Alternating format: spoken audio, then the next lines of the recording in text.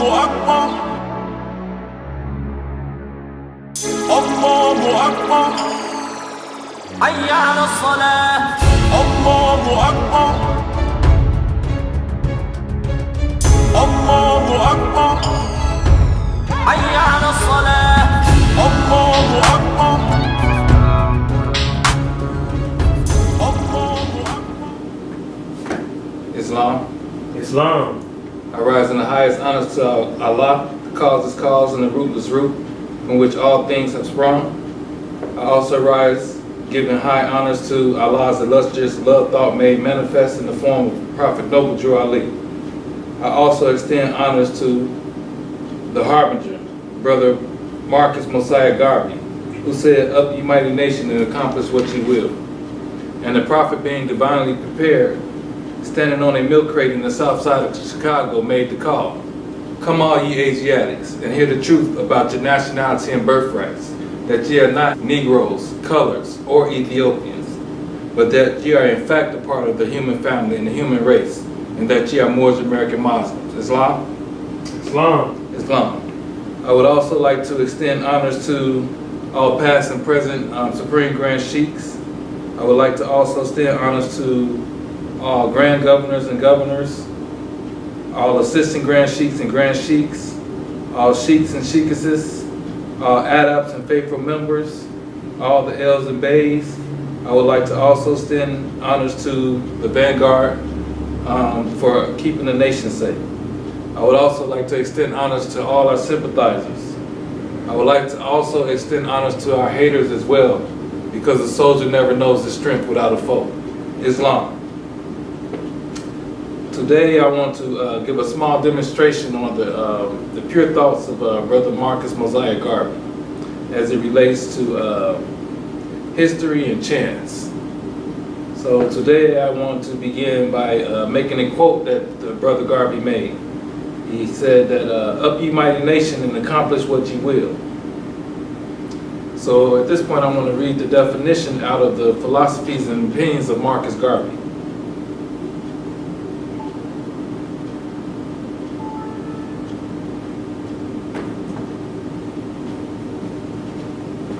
On history, this is what the brother Marcus Mosiah Garvey had to say.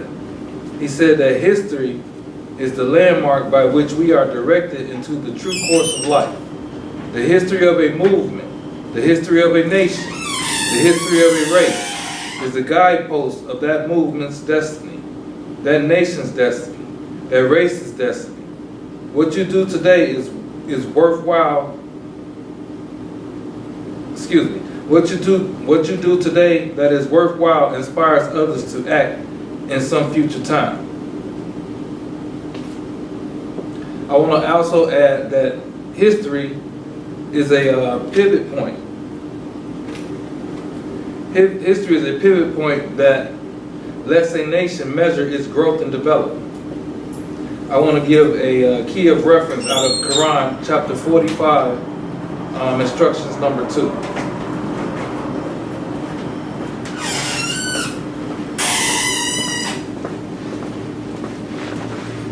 Islam. It says, "The key of civilization was and is in the hand of the Asiatic nations, the Moorish, who were the ancient Moabites and the founders of the holy city of Mecca." I also want to give another reference out of chapter 47, Egypt, the capital empire of the Dominion of Africa, instructions 9 through 11. It says, "According to all true and divine records of the human race, there is no Negro, black, or colored race attached to the human family, because all the inhabitants of Africa were and are of the human race, descendants of the ancient Canaanite nation from the holy land of Canaan. What your ancient forefathers were, you are today without a doubt or contradiction. There is no one who is able to change a man from the descendant nature of his forefathers unless his power extends beyond the great universal creator Allah himself." I wanted to also add that we are a special people as Moors. There is no Negro attached to the human family of Asiatics according to divine history. There is no Negro attached to the human race of Asiatics according to divine history, which is Allah's memory book of the past, present, and the future.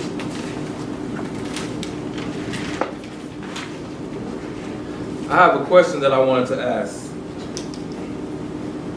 And it is, what is our Moorish American progress, and can it be measured along the 5 principles and virtues?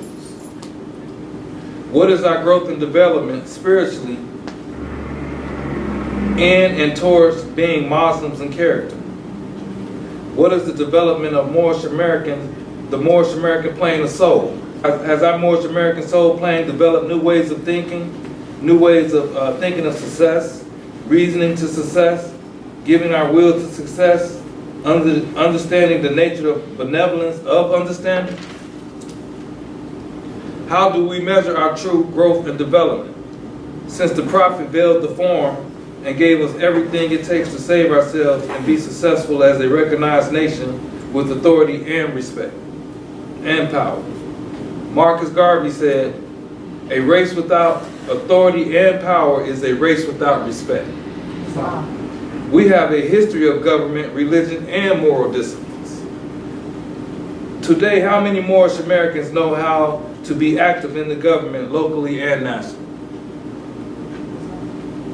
If we taught the science of government to the world, why do we act like we don't recognize what's ours? The Prophet said, we don't recognize Islam because it is ours. Islamism is our religion. I want to also draw a reference to key number 17.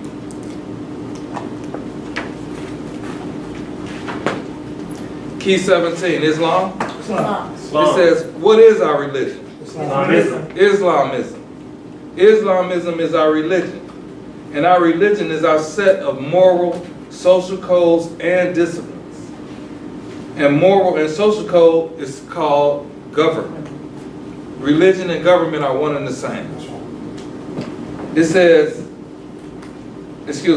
we as Moorish Americans have a theocratic form of government supported by good citizenship.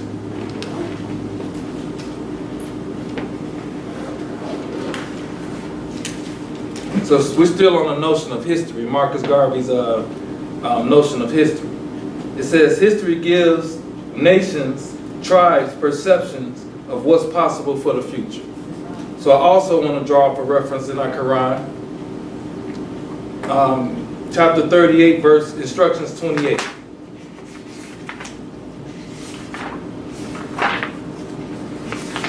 I'm going to read again. It says, history gives nations and tribes perceptions of what's possible for the future.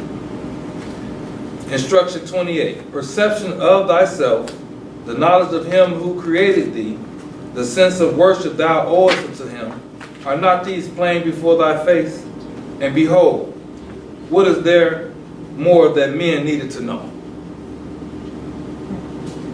Our divine history comes from Allah and his extreme omnipotence.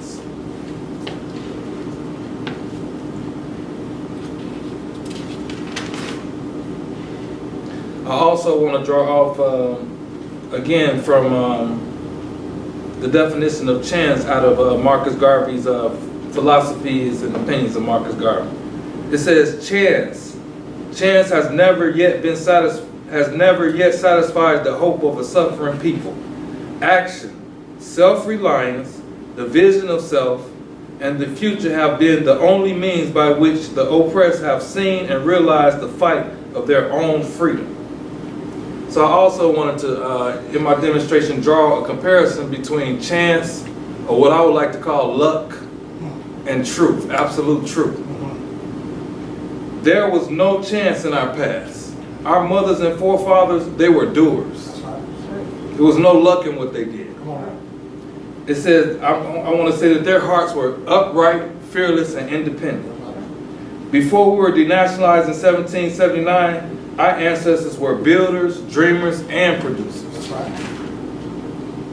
I want to go to chapter 2 out of the Holy Quran, instructions number 7. Islam? And we're drawing off a chance still in its reference to truth. It says, Elihu said, it is not strange There are no happenings. Law governs all events. I want to also add that thought is the cause of it all. Thought removes change. Courage removes chance. Thought removes chance. Courage removes chance. And responsibility and self-determination also removes chance. Thought is the attribute of the soul which induces one to take action. Chance is the lack of responsibility, it is the lack of thought, and it is the lack of energy displacement. And in science they have a saying where they say that energy is neither lost nor gained, it is displaced. Which means that you can't sit around and say that we're tired Moors, we don't have the energy to move forward. We actually do. That's right. There's no such thing as a loss of energy. It's just where we place it at. So I want to also add that thought is the concentrated effort to move that which is intangible into something of manifestation or fruition. So adding to that, thought is the cause of it all. Thought is what provokes a man as to his progress. The prophet said, if I can get you guys to just simply think, then you can save yourselves. So a lot of our Moors, they're doing what's called chance. They're thinking by chance. So whatever they do, whether it's good or bad, is happening by impulse. It's an accident. Because a minister's no good without bad. So we can't even guarantee that what they did that was good was intentional. If it was without thought, it was unintentional. Let's see. Thought is the powerhouse and muscle of success. Chance is malnutrition thought and childlike behavior. I also want to draw up a Pacian text, 1 Corinthians 13 and 11. I'm just going to try to quote it, but it was Paul talking to the people. And he said that when I was a child, I spake as a child. I saw things as a child. But now that I am a man, I have put away childish things and I see life through a clear glass. That's what it said. So I'm asking us as Moors to see life through a clear glass, to stand on truth instead of chance. And let's grow up. Let's not be children about our movement. Let's not leave our salvation and the future of our babies in the hands of chance. Let's be good men, women, and Moorish American Muslims. And with that, I leave you as I came, in peace. Islam. Islam. Praise Allah. Allahu Akbar. Allahu Akbar. حي على الصلاة. Allahu Akbar. Allahu Akbar.